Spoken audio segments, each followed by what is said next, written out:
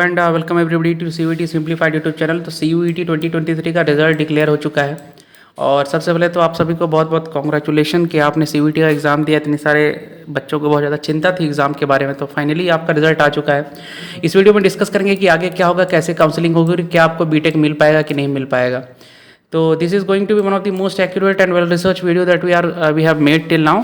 And आपको ध्यान रखना है कि जो भी बातें यहाँ पे बताई जा रही हैं, अगर आपको उससे एक्स्ट्रा कुछ भी जानना है तो आप कमेंट डाउन कर देंगे तो आपके सारे डाउट्स दूर हो जाएंगे।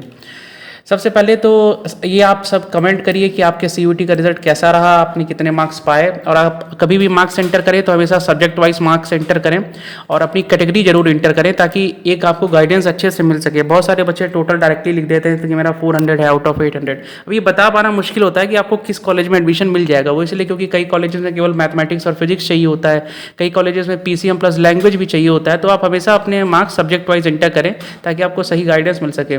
सेकेंड पॉइंट, आपको ध्यान रखना है कि बहुत ज़्यादा चिंता नहीं करनी है। बहुत लाखों सीट्स हैं, हर वीडियो में बताता आ रहा हूं कि लाखों सीट्स है CUET में, तो आपको कोई ना कोई सीट जरूर मिलेगी। तो ये ऐसी चिंता नहीं करनी, क्योंकि जितने बच्चे पार्टिसिपेट करते हैं सबके सब एडमिशन नहीं ले लेते हैं। बहुत सारे बच्चे होते हैं जो JEE के थ्रू एडमिशन लेते हैं, बहुत सारे होते हैं WB JEE के थ्रू एडमिशन लेते हैं, प्राइवेट कॉलेजेस में चले जाते हैं, MHCET है, बहुत सारे एग्जाम्स हैं, कर्नाटका के एग्जाम्स हैं, तो वहाँ चले जाते हैं। तो बहुत सारी सीट्स खाली रहती हैं, तो बहुत सारी सीट्स हैं, तो आपको कहीं ना कहीं एडमिशन जरूर मिलेगा। भले ही आपको अपने अच्छे कॉलेज, इतने अच्छे कॉलेज में ना मिले, लेकिन आपका एडमिशन जरूर होगा, तो आपको चिंता नहीं करनी है। थर्ड इंपॉर्टेंट पॉइंट है कि आप अपनी कैटेगरी जरूर मेंशन करें कभी भी कमेंट में, अगर आप अपने मार्क्स लिख रहे हैं, क्योंकि कैटेगरी के अनुसार हमेशा CUET का जो कट ऑफ है वो चेंज होता रहता है।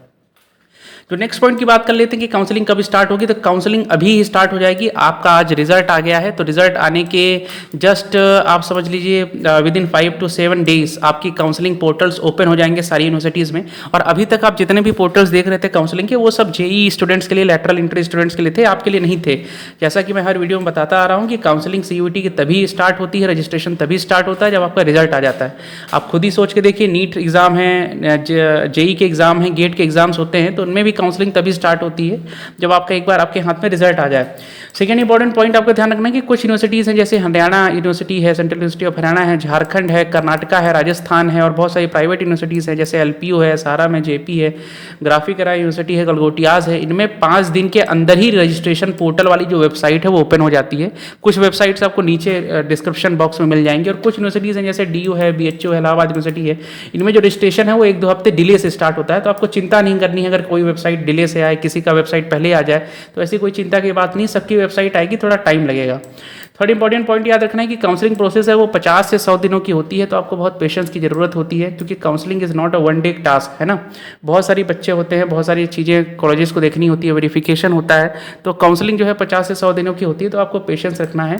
और फोर्थ इंपॉर्टेंट पॉइंट है कि कम से कम हर सेंट्रल यूनिवर्सिटी या स्टेट यूनिवर्सिटी में 3 ऑनलाइन राउंड्स होते हैं और 1 फिजिकल राउंड होते हैं। प्राइवेट कॉलेजेस का तो नहीं कहा जा सकता, उनकी 1 राउंड में भी खत्म हो सकती है काउंसलिंग, 10 राउंड भी चल सकती है, लेकिन हर गवर्नमेंट यूनिवर्सिटी में कम से कम 3 ऑनलाइन राउंड्स और 1 फिजिकल राउंड होता ही होता है। फिजिकल राउंड का मतलब होता है कि अगर ऑनलाइन में सीट्स नहीं भरती हैं तो स्टूडेंट्स को फिजिकली कॉल किया जाता है इंस्टीट्यूट के अंदर, और जो स्टूडेंट्स उस दिन फिजिकली आते हैं उनकी मेरिट लिस्ट बनती है।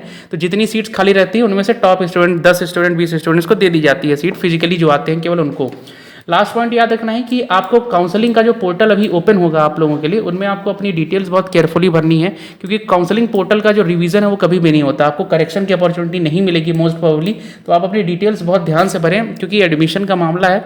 एड्रेस वही डालें जो आधार कार्ड वगैरह में दिया हुआ है, अपने मार्क्स सही डालें, रोल नंबर सही डालें 10th 12th के, तो बहुत ध्यान रख के अपनी डिटेल्स हमेशा फिल करें। एक बहुत इंपॉर्टेंट पॉइंट आप लोगों को ध्यान रखना है कि गवर्नमेंट वर्सेस प्राइवेट कॉलेजेस, बहुत सारे प्राइवेट कॉलेजेस भी हैं जो CUET के थ्रू एडमिशन दे रहे हैं, जो बहुत सारे गवर्नमेंट कॉलेजेस हैं जो CUET के थ्रू एडमिशन दे रहे हैं। तो अंतर क्या है? तो बीटेक के सिनेरियो से मैं पर्सनली बात करना चाहूँगा यहाँ पे, क्योंकि बीटेक में बहुत ज़्यादा अंतर आ जाता है। तो गवर्नमेंट कॉलेजेस जो हैं, अगर वहाँ से आप बीटेक कर रहे हैं तो आपके ऊपर फाइनेंशियल बर्डन कम रहेगा, क्योंकि इनकी फीस 2.5 लाख से 4 लाख रुपये, 5 लाख रुपये 4 साल की पूरी होती है। फैसिलिटीज़ आपको सारी मिल जाएंगी, बहुत रिजनेबल प्राइस रहेगा। हॉस्टल की फीस भी 40-50 हज़ार रुपये ही रहती है साल की। तो ये रहता है गवर्नमेंट कॉलेजेस का, प्रोफेसर्स रहेंगे वो गवर्नमेंट वाले रहेंगे, तो इतना ज़्यादा पुश आपको नहीं करेंगे कि भाई आप कोडिंग ही करो, आप जैसा जो करना चाहो वो करो। फ्रीडम होती है गवर्नमेंट कॉलेजेस में, अगर आपको पढ़ना है पढ़ो, नहीं पढ़ना है तो मत पढ़ो, कोई भी ध्यान देने वाला नहीं है।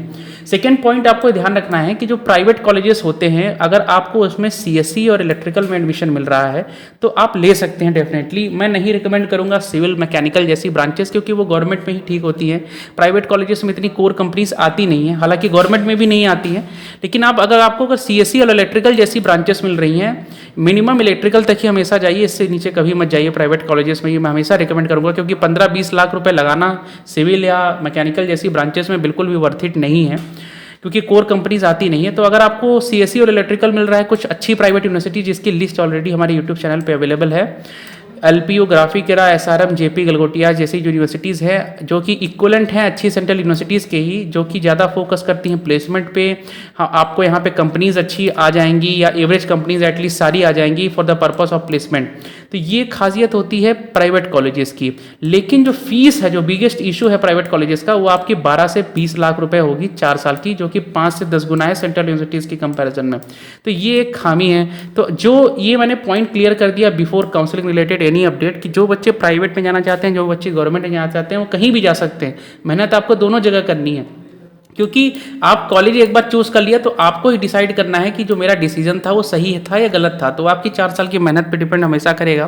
तो ये डिफरेंस है प्राइवेट और गवर्नमेंट कॉलेजेस में। तो हमेशा चूज करें तो ये ध्यान रख के चूज करें कि प्राइवेट कॉलेज भी ले रहे हैं या गवर्नमेंट ले रहे हैं तो बहुत ही बुरा मत लें। वो इसलिए क्योंकि एक बार आपने बुरा कॉलेज ले लिया तो बहुत ही कम चांस होता है शिफ्ट करने का। अगर आप ड्रॉपर हैं तो बिल्कुल भी चांस नहीं होता है, क्योंकि आप 1 साल नहीं अफोर्ड कर सकते। और कुछ इंपॉर्टेंट अपडेट्स देख लेते हैं, पॉइंट्स देख लेते हैं जो आपको हमेशा याद रखना है। तो काउंसलिंग जो है सीयूईटी के, हमें हर वीडियो में बोलता आ रहा हूँ कि अलग अलग होती है, जोसा की तरह बिल्कुल भी नहीं होती है। हर सेंट्रल यूनिवर्सिटी का, स्टेट यूनिवर्सिटी का अपना अलग अलग वेबसाइट होगा, आपको वहाँ पे जाकर रजिस्टर करना पड़ेगा। रजिस्ट्रेशन के बाद मेरिट लिस्ट आएगी, उससे आपकी काउंसलिंग स्टार्ट होगी। हर यूनिवर्सिटी के रजिस्ट्रेशन के चार्जेस भी अलग होते हैं। कुछ यूनिवर्सिटीज़ के फ्री होते हैं, जैसे सेंट्रल यूनिवर्सिटी अब तमिलनाडु है, कर्नाटका है, अभी तक तो फ्री था पिछले साल तक, इस साल भी मोस्ट प्रोबेबली फ्री ही रहेगा। तो वहाँ पे जाके आप रजिस्ट्रेशन कर सकते हैं, लेकिन कुछ का चार्जेस होते हैं जो कि 100 से 1000 रुपए तक के हो सकते हैं। तो आपको फी पे करना पड़ेगा, जो कि काउंसलिंग में आप फी कर सकते हैं। और एक इंपॉर्टेंट पॉइंट और ध्यान रखना है आप लोगों को कि जो लड़के रजिस्ट्रेशन कोई भी कॉलेज लेना भूल गए हैं सीयूईटी के फॉर्म में, वो भी कॉलेज ले सकते हैं। अगर आप ये फी पेमेंट कर देते हैं तो आप किसी भी यूनिवर्सिटी के आप काउंसलिंग में पार्टिसिपेट कर सकते हैं। जरूरी नहीं कि आपने कॉलेज लिया ही हो अपने सीयूईटी के फॉर्म में, एनटीए ने जो निकाला था। थर्ड इंपॉर्टेंट पॉइंट आपको ध्यान रखना है कि रजिस्ट्रेशन प्रोसेस का जो टाइम है वो 3 से 5 हफ्ते तक चलता है। 15 दिन से 30 दिन तक चल सकता है रजिस्ट्रेशन। आफ्टर रजिस्ट्रेशन हर हफ्ते एक मेरिट लिस्ट आएगी, जो कि राउंड 1, राउंड 2, राउंड 3 के नाम से होगी। आपका जिस भी मेरिट लिस्ट में नाम है, आप उस कॉलेज की जो फर्स्ट सेमेस्टर की फीस है वो देके वो कॉलेज सिलेक्ट कर सकते हैं। जो नेक्स्ट पॉइंट से जो आपको ध्यान रखने हैं कि बहुत ज़्यादा आपको चिंता नहीं करनी है, बहुत सारी सीट्स हैं सीयूईटी में, तो चिंता करने का कोई मतलब ही नहीं है। सेकेंड पॉइंट याद रखना है कि आपको कॉलेज लेते वक्त कभी भी अंधा नहीं हो जाना है। हर कॉलेज का आपको रिव्यू देखना है, उसमें क्या क्या फैसिलिटीज़ हैं, क्या वहाँ पढ़ाई कर पाएंगे कि नहीं कर पाएंगे। ऐसा तो नहीं कि कॉलेज का इंफ्रास्ट्रक्चर ही बिल्कुल ख़राब है, रहने की भी जगह नहीं है वहाँ पर, तो ऐसी जगह में पढ़ाई में मन नहीं लगता। तो ऐसे कॉलेज को तो बिल्कुल भी ना लें। हमेशा रिव्यू देखें, कैंपस टूर देखें। बहुत सारे रिव्यूज़ हमारे चैनल पे अवेलेबल हैं जो कि बहुत ही अनबायस्ड है, आप उनको भी देख सकते हैं। कैंपस टूर्स भी अवेलेबल हैं, बहुत सारे इंटरव्यूज़ भी अवेलेबल कराए हैं जो कि प्लेस्ड स्टूडेंट है। तो एक बार आप देख के हमेशा लें कॉलेज।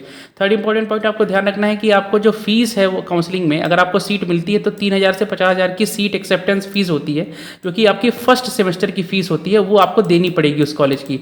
तो जो लोग फाइनेंशियली वीकर बैकग्राउंड से हैं वो हर कॉलेज में फीस मत सबमिट करें। उसका रीज़न ये है कि आपको कॉलेज की फीस तो वापस मिल जाएगी अगर आप कैंसिल करते हैं अपना एडमिशन, लेकिन आपको उसमें 60 to 90 डेज का टाइम लग सकता है।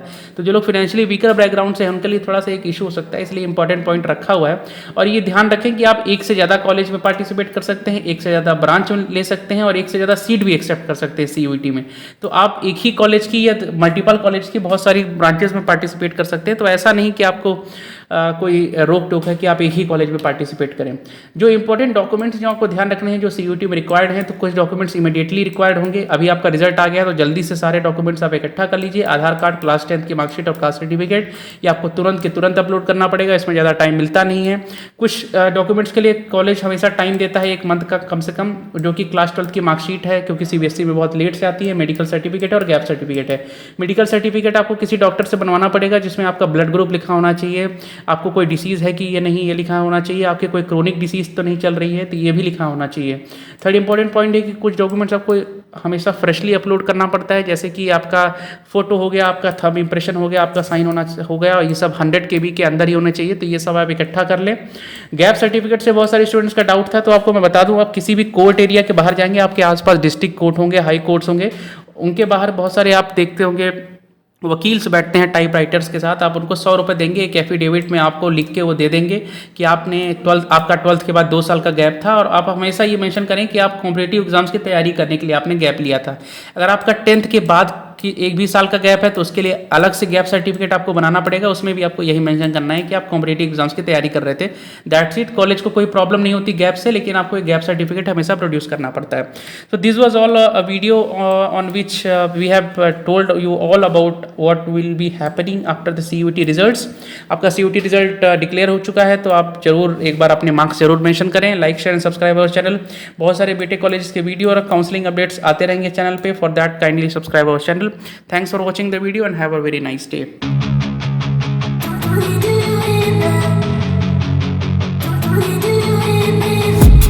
I've been dreaming on in my head like I've seen it. A life worth living is a life with meaning. I'll do what I love till my heart stops beating. I'm feeding this demon.